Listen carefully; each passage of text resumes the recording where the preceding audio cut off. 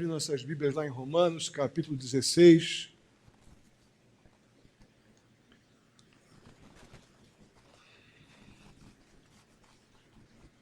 Essa semana eu fiquei meio sensibilizado com estar terminando Romanos. Romanos foi uma bela jornada. Como Gênesis, né? Eu achei seria difícil chegarmos ao final de Gênesis e chegamos. E agora completamos a série também da Carta de Paulo aos Romanos. E eu aprendi muito, espero que os irmãos também.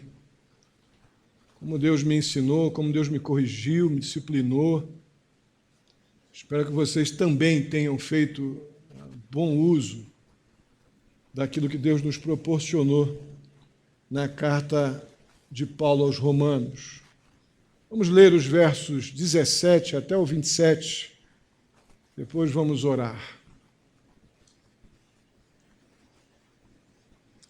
Recomendo-lhes, irmãos, que tomem cuidado com aqueles que causam divisões e colocam obstáculos ao ensino que vocês têm recebido.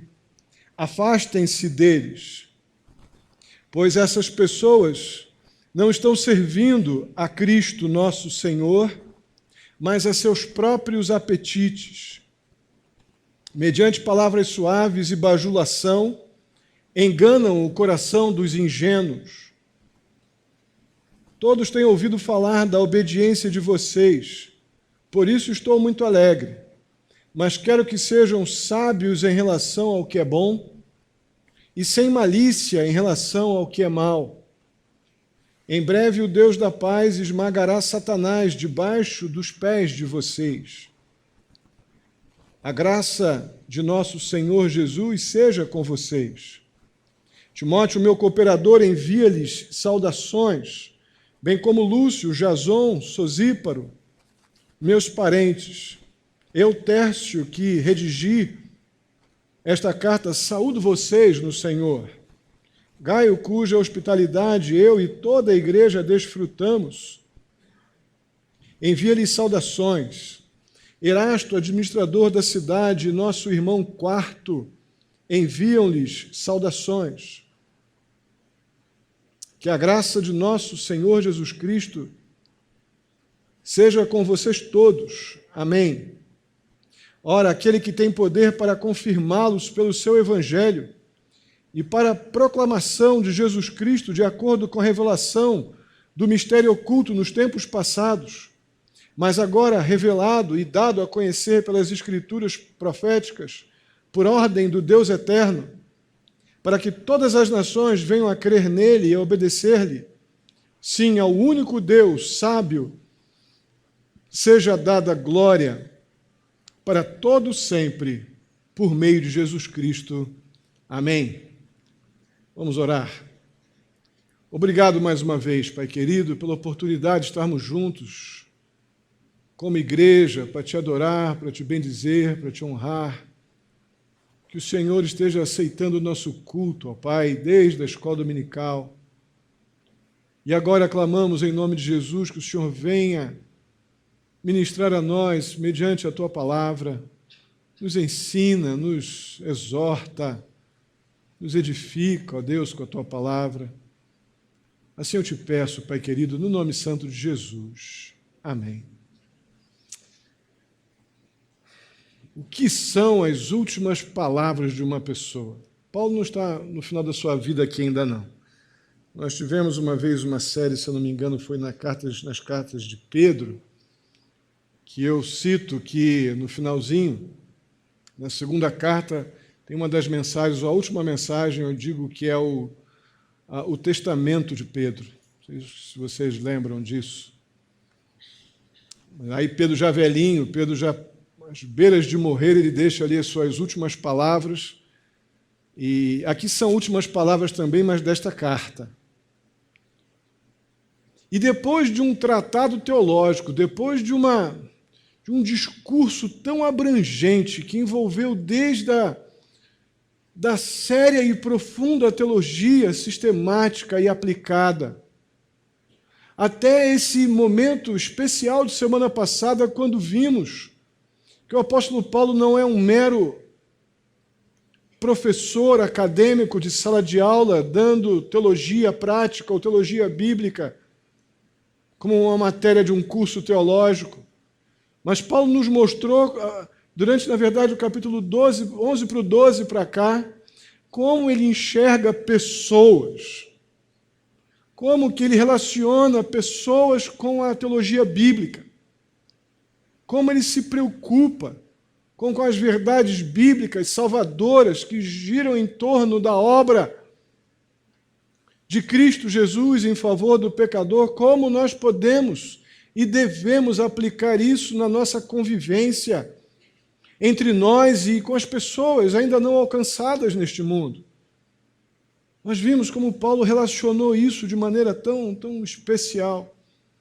E agora nós estamos diante de palavras finais, que me chama a atenção depois de Paulo falar de coisas tão sérias.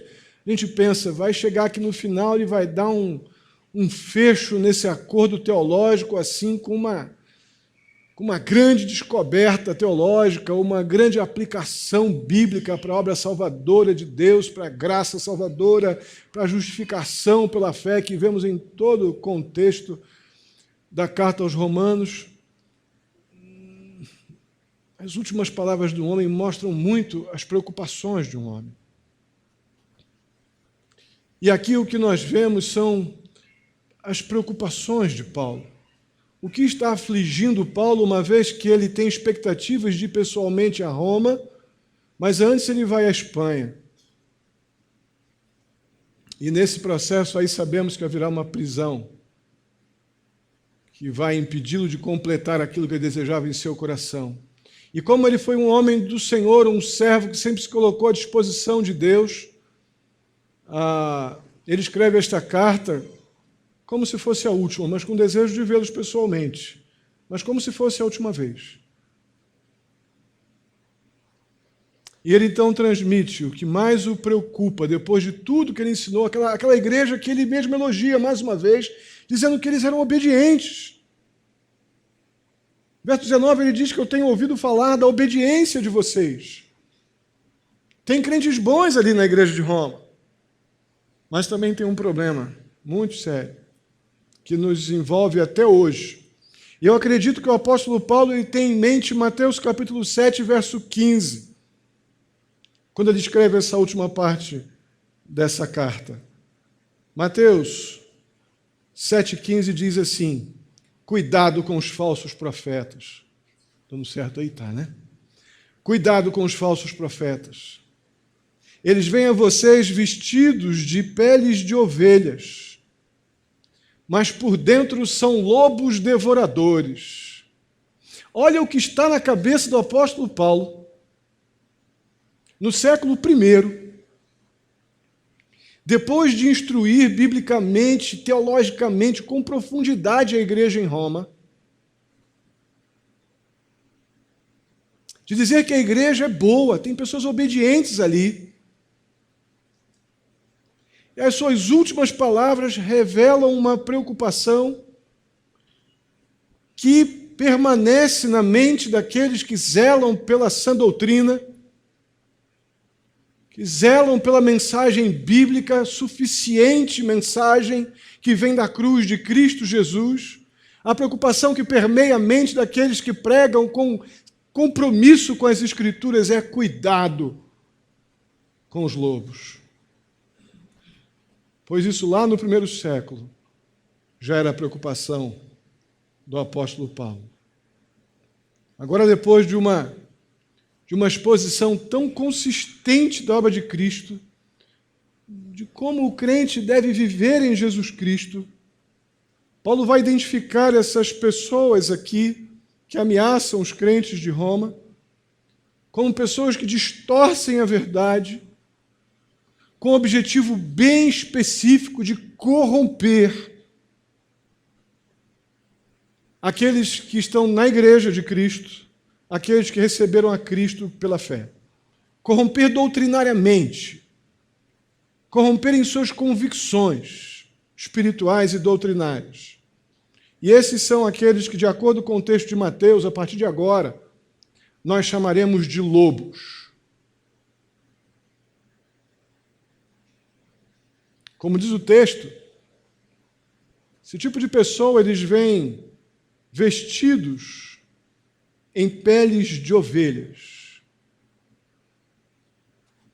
Paulo está falando de pessoas de dentro da igreja de Roma, que estão lá,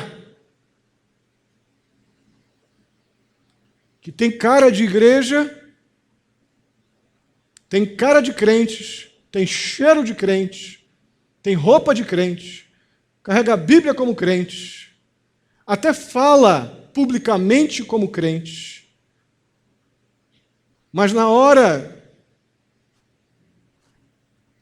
de alguma situação mais específica ou particular, revelam o que são. São lobos vestidos em peles de ovelhas. Eu fico tão confortado quando eu vejo essa preocupação do apóstolo Paulo no século I. Isso tira um peso das minhas costas. Porque essa é uma bandeira que eu carrego há muito tempo. E a minha defesa, ao longo desses pouco mais de 20 anos de ministério, contra esse tipo de ser que está no meio da igreja, é pregar cada vez mais forte, com convicção, as Escrituras. E quando eu vejo o apóstolo Paulo batendo tão forte e ministrando, ensinando a igreja como lidar com este perfil de pessoas, aí que eu fico com vontade mesmo de pregar.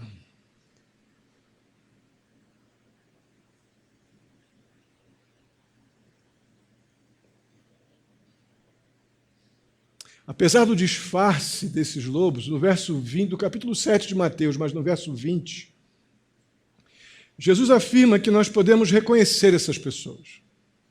Nós temos como identificá-los. Porque eles produzem aquilo que é natural para eles. No versículo 20 de Mateus 7, Jesus diz que nós vamos reconhecer esse tipo de pessoa pelos seus frutos, pelo aquilo que eles naturalmente produzem. Então, nos versos 17 até o 20, 17, 18, 19, 20, nós veremos aqui 3 frutos, 3 coisas que esse perfil de pessoas produzem. 3 frutos que ameaçam a vida dos crentes. O primeiro deles é natural dessas pessoas produzir conflito. Está na natureza deles. Lembrando, eles estão disfarçados, eles não estão descarados. Mas, naturalmente, esse perfil produz conflito. O verso 17 nos diz que eles causam divisões.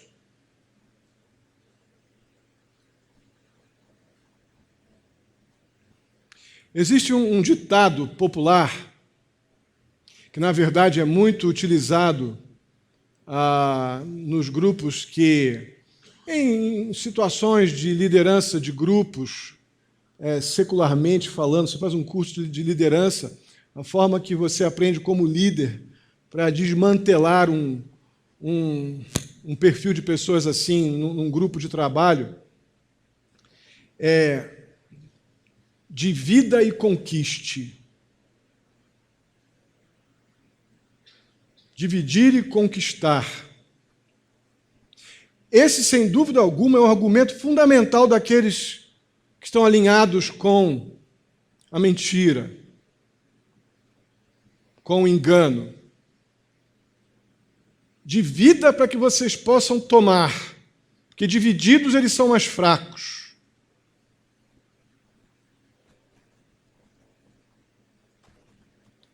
Nos capítulos 14 e 15 de Romanos, o apóstolo Paulo ensinou como é que nós temos que lidar com convicções diferentes. Falamos sobre isso durante uns 3 domingos. Mas convicções diferentes naquilo que não compromete o que nos une. Ou seja, os fundamentos da nossa fé em Jesus Cristo. Como dizia Agostinho, vocês devem lembrar da frase, né? Que nós usamos e tem permeado a minha cabeça várias vezes essa frase nos últimos tempos. Agostinho dizia, né? Que no essencial unidade, no não essencial liberdade, mas em tudo o amor. O essencial é aquilo que fundamenta a nossa fé em Jesus Cristo, revelado na doutrina dos apóstolos. Então, nisso, devemos estar fechados. Mas diferenças de convicções naquilo que não afeta o essencial, o apóstolo Paulo ensina fortemente nos versos 14 e 15 a gente a lidar com isso. Mas a questão é que, da mesma forma como num sistema comunista, o comunismo ele ganha força promovendo conflito, promovendo luta. Da mesma forma, Satanás promove a sua causa, adicionando gasolina em situações de atrito, em situações de conflito.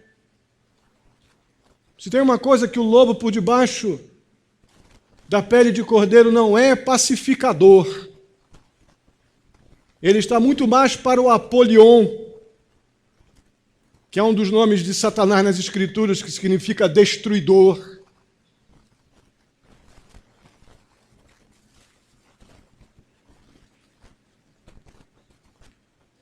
Então, o primeiro fruto é que é natural desse perfil o conflito. Serem promotores de conflito. E o segundo fruto é o ataque direto contra o ensino bíblico. Nós vemos aqui no verso 17, ainda que eles colocam obstáculo ao ensino que vocês têm recebido. Irmãos, as Escrituras são o padrão pelo qual todo o ensino bíblico deve ser avaliado. E as Escrituras são também a nossa referência, onde nós devemos colocar subordinada toda a nossa vontade, preferências, escolhas, vontades. O lobo por debaixo da pele de cordeiro, ele frutifica descontentamento com a mensagem bíblica pregada.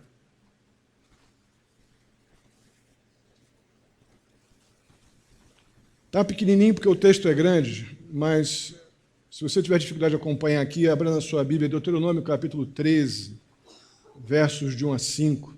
Está bem miudinho aí, né? Quem tem olho bom aí vai enxergar. Tu está de óculos agora, Bela, agora tu consegue. Aê. Diz assim, estou forçando um pouquinho o contexto, porque aqui é onde Moisés está, no resumo da lei, está falando sobre a questão da idolatria, do falso ensino, mas tem tudo a ver com o que é a capacidade natural do lobo. Se aparecer entre vocês um profeta ou alguém que faz predições por meio de sonhos e lhes anunciar um sinal miraculoso ou um prodígio, e se o sinal ou prodígio de que ele falou acontecer, e ele disser, vamos seguir outros deuses que vocês não conhecem, vamos adorá-los. Não deem ouvidos às palavras daquele profeta ou sonhador. O Senhor, o seu Deus, está pondo vocês à prova, para ver se o amam de todo o coração e de toda a alma. Sigam somente o Senhor, o seu Deus, e temam a Ele somente. Cumpram os seus mandamentos e obedeçam-lhes. Sirvam-no e apeguem-se a Ele. Aquele profeta ou sonhador terá que ser morto, pois pregou rebelião contra o Senhor, o seu Deus, que os tirou do Egito e os redimiu da terra da escravidão. Ele tentou afastá-los do caminho que o Senhor, o seu Deus, lhes ordenou que seguissem. Eliminem o mal do meio de vocês. Olha a seriedade desse texto. E aqui Moisés está falando de uma pessoa que está no meio dos judeus. Não é uma pessoa que está vindo de fora. É uma pessoa que está no meio deles, mas não está se sujeitando à palavra de Deus já conhecida, ensinada por Moisés. Não está se sujeitando à lei do Senhor, mas está procurando criar divisão, resistindo, atacando o ensino bíblico. Irmãos, o fato é o seguinte, e essa proposição é muito importante e completamente verdadeira. O falso ensino sempre irá tirar ou acrescentar alguma coisa à Bíblia. O falso ensino nunca se satisfaz com as Escrituras. Ou eles vão acrescentar alguma coisa, ou eles vão retirar alguma coisa para justificar os seus pretextos e as suas conveniências. É assim que o lobo age. Então, Paulo nos informou sobre o fruto que esses lobos com pele de cordeiro produzem, como eles atacam os crentes, os santos no Senhor Jesus. Agora vamos ver que o próprio texto também nos ensina sobre os motivos deles, a motivação deles e os métodos deles. Eu creio que a motivação do lobo é a mesma dos traficantes de droga. Os traficantes, eles são viciados no mesmo produto que eles vendem para os outros. Viciados naquilo. E qual é a motivação dos traficantes viciados naquilo que eles vendem para os outros? Arrastar outras pessoas para os prazeres deles. Fazer com que as outras pessoas sejam iguais a eles. Consumidores da droga, dos prazeres que para eles é bom ou são bons. Essa é a motivação. E os métodos?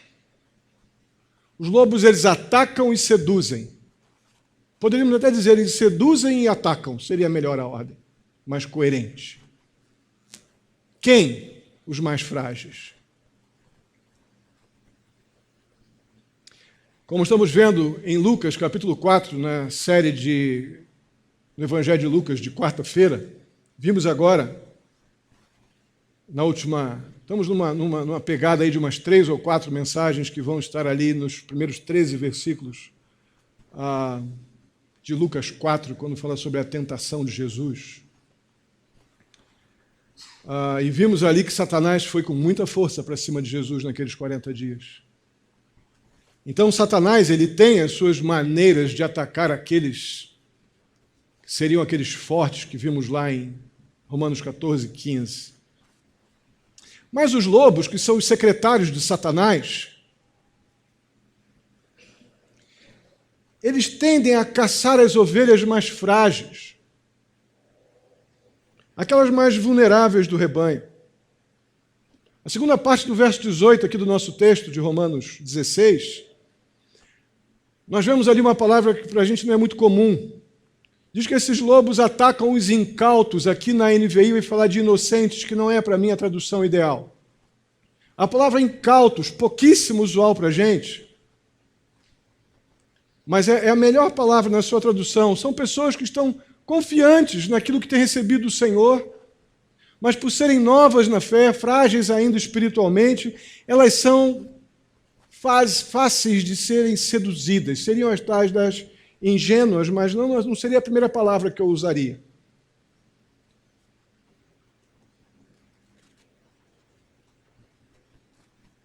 Então, a princípio,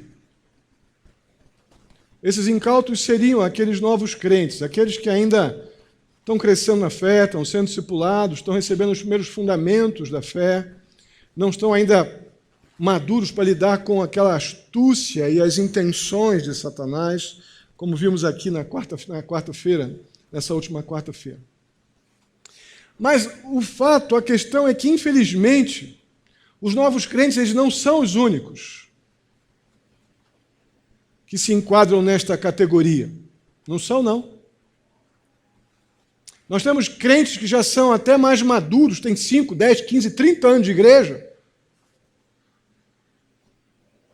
mas por ter um relacionamento completamente frágil, flácido com as Escrituras, se tornam alvos em potencial para os lobos. Porque esses se julgam influentes pelo tempo de carteira assinada. Mas isso, na vida cristã e na vida espiritual, para a maturidade espiritual, tempo de igreja sem vida cristã pouco vale. Porque ao invés de eu ser instrumento de graça e bênção na vida dos outros, eu sou então cooperador do lobo, sendo tropeço. Mas além desses, ainda tem um outro grupo.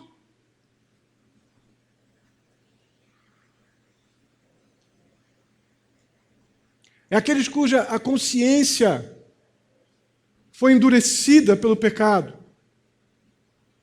Eles foram esmagados pela culpa. E aí há um texto em 2 Timóteo, capítulo 3, versos 6 e 7, que vai ilustrar bem isso.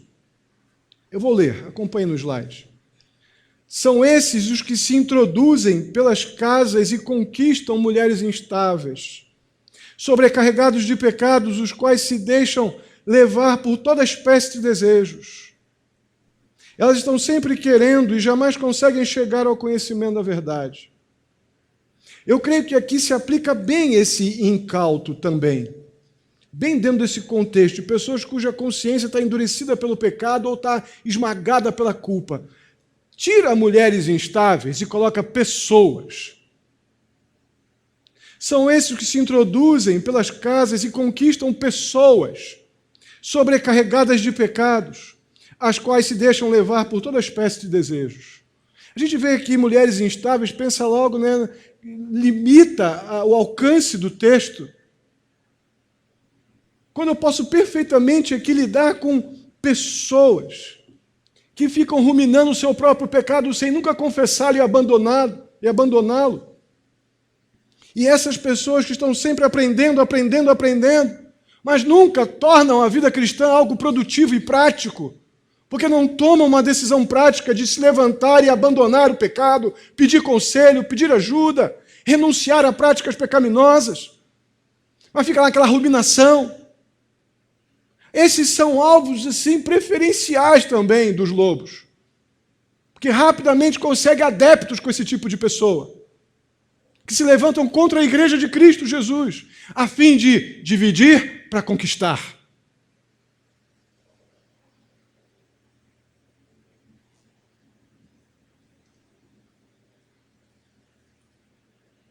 Ainda olhando para os seus métodos, dentro do contexto do verso 18, nós vemos que essas pessoas elas falam palavras suaves e bajulação. Então os lobos enganam. Eles enganam. Exatamente como Satanás, seu mestre. Eles são enganadores, são astutos, são hábeis na arte de enganar. Às vezes eles são ousados o bastante para fazer um ataque frontal, descarado. Mas, normalmente, o mais comum é ir minando a resistência com mentiras, com manipulações. Vai minando a resistência do crente mais fraco, com manipulações e mentiras. Ah, você viu fulano? E é fofoqueiro também. Você viu? Viu o que o pastor disse naquele dia? Distorcendo a mensagem pregada como um ingrediente para enganar, para seduzir. Interessante que esses lobos com roupa de ovelha, eles são enganosos, eles enganam tanto quanto a sua identidade. Você não pega de cara que ele é um lobo, por causa dessa fala macia, esse jeitinho espiritualizado, cheio de versículozinho específico, não sabe nada de Bíblia, mas os versículos específicos que ajudam para dar nutrição, consistência aos seus propósitos, eles sabem todos. Mas eles são extremamente hábeis em enganar quanto à sua identidade e, principalmente, eles enganam quanto à lealdade deles a Cristo. Parece até crente, piedoso, São esses que Paulo está falando aqui. É contra esses que Paulo está exortando a igreja de Roma e nós estamos sendo exortados pela palavra do Senhor. 2 Coríntios capítulo 11, versos 13 a 15. Nós vemos algo mais que o apóstolo Paulo fala sobre isso. Tais homens são falsos apóstolos. É isso, eu ponho o título que você quiser aqui. Falso pastor, bispo, o que você quiser. Obreiros enganosos, fingindo-se apóstolos de Cristo. Isto não é de admirar, pois o próprio Satanás se disfarça de anjo de luz. Portanto, não é surpresa que os seus servos finjam que são servos da justiça, servos do diabo. Não é surpresa que os lobos se mostrem como servos da justiça. O fim deles será o que as suas ações merecem. Irmãos, eles enganam naquilo que falam. Eu vou dar 2 exemplos bem práticos.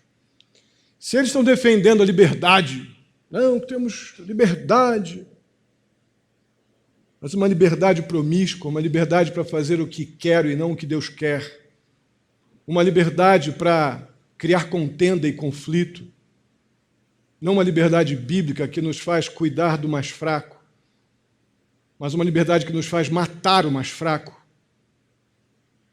Eles vão fazer isso provavelmente usando a bandeira da graça, porque Deus nos deu liberdade pela graça. Eles agem assim.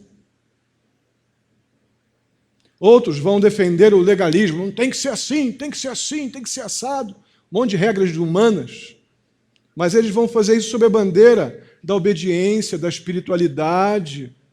Até dizem que a Bíblia diz, só não sabem aonde, nem tem noção se está na Bíblia ou não. Mas é um bom gancho, né? Um álibi legal você dizer para uma pessoa que também não sabe nada que está na Bíblia, e aquela pessoa também não tem o menor hábito de ler a Bíblia, aí ela vem para você e diz assim, está na Bíblia, você vai engolir e vai dizer que ela lê a Bíblia. Ah, mas ele veio aqui e disse que lê a Bíblia. Você não lê nem ele, então fica tudo bonito, né? O argumento é forte. É por aí, é isso aí que está acontecendo. Lá nos dias de Paulo, até agora. Como é que nós devemos, então, nós vimos, então, agora os seus métodos, como nós devemos responder, como nós devemos agir, nos comportar em relação aos lobos. O verso 17, ele é bem claro. Vamos ler juntos? Recomendo-lhes, vamos fazer bonito, um cor bem bacana, tá? Recomendo-lhes, irmãos, que tomem cuidado com aqueles que causam divisões e colocam obstáculos ao ensino que vocês têm recebido. O que diz aí agora? Ah, está na tua Bíblia também? Ah, pensei que fosse só na minha. Está na tua Bíblia também, afastem-se deles. Irmão, Satanás, como está lá em Gênesis 13 e Apocalipse 12, continua sendo a antiga serpente. Não mudou nada, pelo contrário. Satanás e seus servos precisam ser tratados da mesma forma como nós tratamos uma cobra venenosa. Você chama uma cobra venenosa para tomar café na tua casa? Responde aí. Você põe no teu quintal uma cobra bem peçonhenta e vai tomar um cafezinho lá no quintal todo dia? Você faz isso? Não. Eu creio que afastem-se deles, partindo do princípio que Satanás é a antiga serpente, nós estamos sendo encorajados realmente a tratar o lobo da mesma forma que nós tratamos a cobra venenosa. Quando você anda num lugar onde podem ser encontradas cobras ali, o que você faz? Você anda assim, né? Levanta o mato, vai com o maior cuidado, não é assim? No tempo lá do quartel, a gente sabia lidar com cobra, mas ninguém queria pisar numa cobra. E a gente andava em umas matas muito doidas lá e a gente tomava o maior cuidado para não, se tiver que bater de frente, a gente encara, mas o ideal era a gente ia com o maior cuidado, pisando com muito cuidado. Qual o motivo de eu andar com cuidado num ambiente onde eu sei que tem cobras? Não ser picado por elas. Irmãos, é dessa forma que nós somos ordenados nas Escrituras a lidar com os lobos, nos afastando deles, não tendo convivência com eles, não tendo relacionamentos próximos de lobos. Estamos vendo aqui nas Escrituras, estamos sendo ensinados a identificar. O apóstolo Paulo está nos ensinando a identificar este perfil de pessoas que são capazes de estar aqui no meio da igreja. E no meio da igreja, num contexto maior também, como igreja de Cristo. Mas não são de Cristo. Mas perceba bem que no texto nós não somos ordenados a nem atacar o lobo, nem a ficar colocando armadilhas para ele ficar de caça-fantasma dentro da igreja, ou caça-lobos, né? Não temos essa ordem na Bíblia. A ordem bíblica é: afastem-se.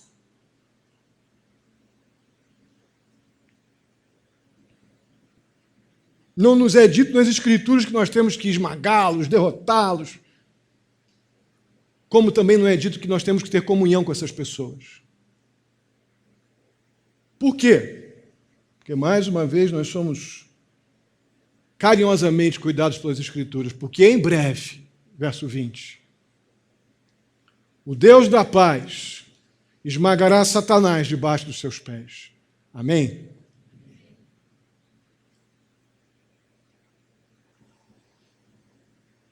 Às vezes tem crente por aí que vive amarrando Satanás. Como é 7 nós cegos de 7 cordas novas, né? Mais ou menos isso.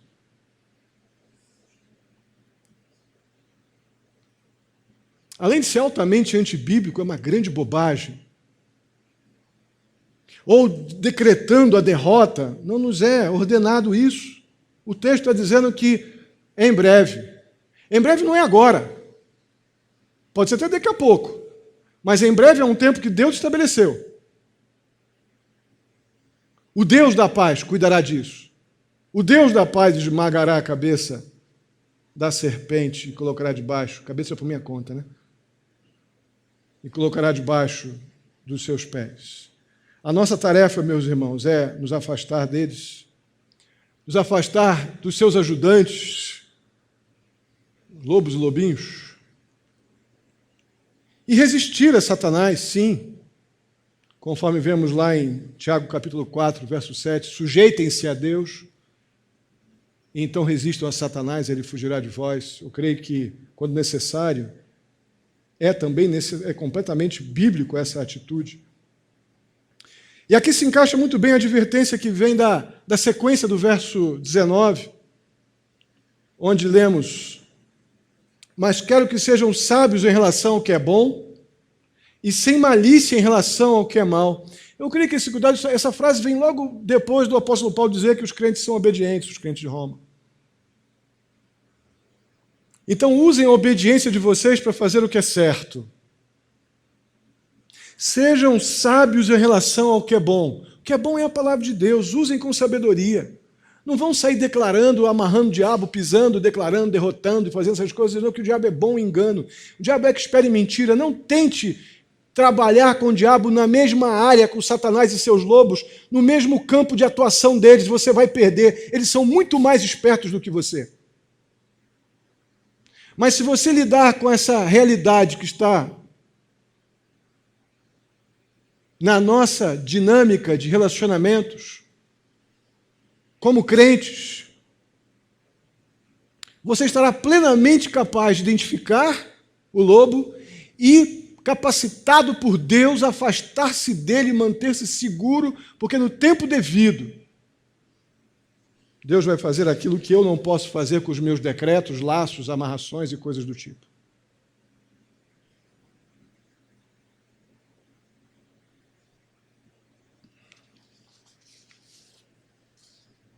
Então, sendo muito benditas essas advertências, o apóstolo Paulo ele fala agora dos versos 21 ao 24 sobre seus parceiros. Dos versos 13 a 16, nós vimos ali uma grande lista, 25 nomes, daqueles que que estavam em Roma, que o apóstolo Paulo enviou saudações, né, como vimos semana passada. Agora, nos versos 21 a 23, temos mais 8 nomes. Estavam com Paulo agora em Corinto. E, juntamente com Paulo, enviaram saudações àqueles irmãos em Roma. Aí, se você está acordado ainda, você pode perguntar: pastor, por que essas pessoas estão separadas? Por que não estão naquele mesmo grupo anterior? Eu acho que o apóstolo Paulo queria que os crentes ali em Roma, e nós também, percebêssemos que ele não estava sozinho, como um solitário, um crente solitário abandonado em Roma. Não, ele tinha pessoas ali com ele, servindo a igreja de Cristo, sendo discipulados, pastoreados e conduzidos, comandados mesmo, pelo apóstolo Paulo em seu ministério às igrejas. Havia uma equipe de trabalho. Aqueles homens desempenhavam um papel muitíssimo importante no ministério de Paulo. Um deles é o querido Timóteo. Então, Paulo queria dar crédito também a essas pessoas. Eles eram parceiros dele de ministério. E para mim, o que fica desse texto, como ensino para mim, para o meu ministério e para a nossa vida como igreja que servimos a causa de Cristo, irmãos, o apóstolo Paulo trabalhava em equipe. Ele ensinava, ministrava, discipulava, preparava aqueles crentes durante um tempo, como preparou os jovens Timóteo e Tito. E passava um tempo com eles ali para que eles amadurecessem, crescessem, depois enviava e continuava com eles, no discipulado mais à distância, mas para o ministério poder andar, para que a gente possa cumprir a nossa tarefa nas realidades de reino de Deus ainda neste mundo, até que Cristo venha, nós precisamos trabalhar juntos, como equipe, crescendo, ouvindo, aprendendo, servindo. Temos uma lição incrível aqui, como Paulo deixa no final desse tratado de ensino bíblico e teológico. Ele diz assim: gente, eu trabalho com pessoas, com crentes piedosos, trabalho em equipe, caso contrário, seria muito difícil chegar tão longe. E, finalmente, nos versos 25 a 27, Paulo conclui esta magnífica carta, tirando a atenção agora de pessoas e colocando a nossa atenção toda em Deus. Gente, é como Paulo dissesse assim: agora eu vou parar de falar de pecadores, como eu. Vou falar apenas no Salvador dos pecadores. Isso é muito visível aqui. Se os lobos podem fazer esse estrago, dividindo, causando confusão, engano, mal à Igreja de Cristo, o nosso Deus Salvador, Ele pode nos unir em Cristo Jesus e nos manter firmes. Amém? Paulo cria nisso. E é com esse foco que ele fecha a epístola. Aqui no verso 20 ele diz que era plano do Deus único e sábio predeterminar a salvação do homem através de Cristo Jesus. Nenhum homem, nenhuma pessoa, nenhuma instituição, organização, impérios seriam capazes de promover para homem, para ser humano nenhum, nada de eterno. Mas Deus promoveu para o homem, através de Jesus Cristo, soberanamente, antes dos tempos eternos, a tão gloriosa salvação que alcançaria gregos, judeus em todos os lugares, gentios, judeus em todos os lugares. Todas as pessoas teriam oportunidade de ouvir do Evangelho, ou ouvindo o Evangelho, teriam o privilégio de crer em Jesus como Salvador. O Evangelho foi entregue a todos. Sabemos que nem todos o receberiam, mas o Evangelho está disponível. Deus deu, através de Jesus Cristo, a carta magna, a carta de alforria para o pecador condenado. Aquele que cresce na obra salvadora de Deus em Jesus Cristo receberia, seja qual fosse a sua etnia, sua raça, seu povo, onde eu estivesse, em qualquer tempo, estariam debaixo do plano soberano de Deus, do Deus único e sábio que predeterminou a salvação do homem antes dos tempos eternos. Foi predito lá pelos profetas do Antigo Testamento. Isso tudo foi plenamente realizado na obra completa de Jesus Cristo na cruz em nosso favor. É esse o evangelho que o apóstolo Paulo proclamou a gentios e judeus de uma forma tão incisiva, tão decidida. Mas o maior objetivo do evangelho, que fica claro aqui nesta carta aos Romanos, é a obediência que vem da fé. É a obediência, como vemos no verso 26.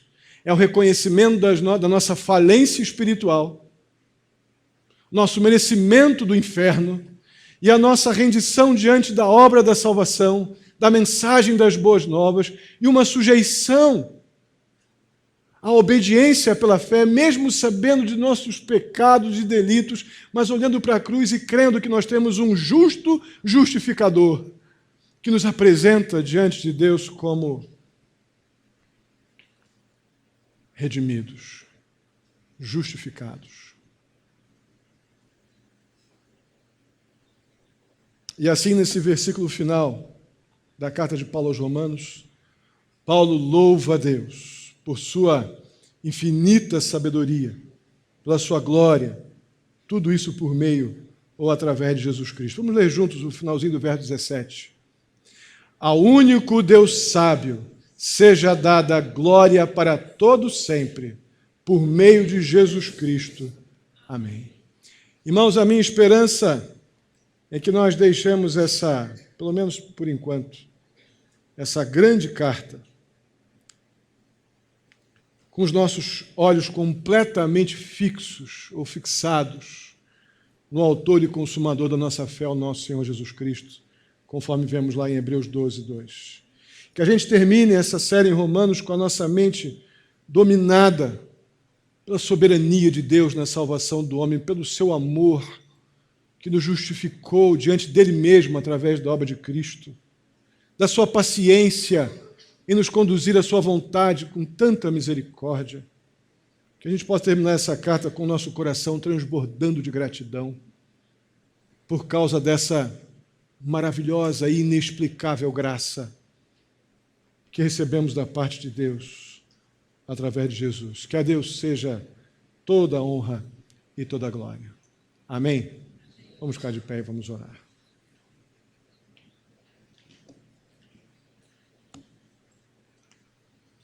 Querido e amado Deus, muito obrigado. Mais uma vez, muito obrigado. Muito obrigado a Deus, porque o Senhor não ocultou de nós todas essas verdades que envolvem a nossa vida como salvos por Jesus Cristo. O Senhor não ocultou de nós, ó Pai, o estado da nossa vida sem Jesus Cristo. O Senhor não ocultou de nós o amor, o teu amor revelado nas Escrituras e tipificado, ó Deus, em nosso lugar por Jesus Cristo na cruz. Ó Deus, o Senhor não nos ocultou a tua graça maravilhosa. O Senhor nos deu da sua graça. Graça salvadora, graça justificadora. Ó maravilhosa graça que recebemos do Senhor. Ó Deus querido, muito obrigado. Muito obrigado porque o Senhor, depois de tudo que nos ensinou com tanta paciência, pacientemente, nas últimas palavras do apóstolo Paulo, nos desperta para aqueles que querem roubar de nós a alegria da salvação. Esse é o papel do lobo, do enganador, do mentiroso, que serve aos propósitos do maligno e estão vestidos de ovelhas no meio da igreja. Ó Pai querido, em nome de Jesus, que possamos te obedecer. E uma vez, ó Deus, identificados, que nos afastemos deles. E que a justiça fique na tua mão e não na nossa. Muito obrigado, porque o Senhor nos protege. O Senhor nos salva e nos mantém firmes. O Senhor salva, ó Deus, e consolida a tua salvação através de Jesus Cristo e do Espírito Santo em nossa vida. Muito obrigado. Muito obrigado pela segurança que a carta aos Romanos nos dá no que diz respeito à nossa salvação e eternidade contigo. Muito obrigado, muito obrigado. Leva-nos em paz para os nossos lares. Nos dá uma semana em tudo guardada, dirigida pelo Senhor. Nos ensina, ó Deus, nos muitos desafios que certamente, ó Pai, alguns aqui enfrentarão. Ensina, traz, ó Pai, discernimento do Senhor e coragem para tomarem decisões sempre que te honram. Dá saúde ao enfermo, ó Deus, dá trabalho àquele que está desempregado. Muito obrigado, ó Pai. Mais uma vez te agradeço pela nossa escola dominical, pela nossa missão estiva. Nos ensina, nos ajuda, ó Deus, a trabalhar com dedicação pela tua causa. Nos ajuda a olhar para a pessoa perdida aí fora, ó Deus, sem Cristo Jesus, e desejar alcançar essa pessoa de alguma forma com o teu evangelho. Tira de nós, ó Deus, a negligência, a acomodação, essa autossatisfação, ó Pai, que não pode nos apagar, ó Pai, tirar de nós a alegria de alcançar uma vida com o teu evangelho. Se essa satisfação ela causa isso, ó Pai, isso é pecado. A nossa satisfação e alegria da salvação deve nos mover na direção do perdido e não nos fechar num quartinho trancado. Nos ajuda a olhar com misericórdia para o perdido e na direção dele, Senhor. Assim eu te peço, muito, muito agradecido, em nome de Jesus. Que a graça do nosso Senhor e Salvador Jesus Cristo, o amor de Deus, nosso amado Pai, a comunhão e a consolação do Espírito Santo esteja sobre a vida de cada um de vós, queridos e amados irmãos, hoje e até a vinda do nosso Senhor Jesus Cristo. Amém e amém. Que Deus abençoe. Podem sentar. Estarei à porta para cumprimentá-los. Tenha seu tempo de oração.